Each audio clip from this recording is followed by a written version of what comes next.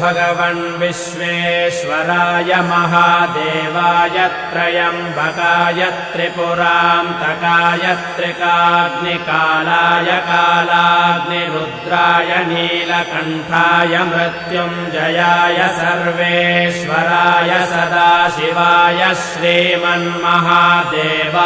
नमः। नमो हिरण्यबाहवे सेनान्ये दिशां च पतये नमो नमो वृक्षेभ्यो हरिकेशेभ्यः पशूनां पतये नमो नमः सस्पिञ्जराय द्विषीमते पथीनां पतये नमो नमो बभ्रुषाय विव्याधिनेन्नानां पतये नमो नमो हरिकेशाय योपवीतिने पुष्टानां पतये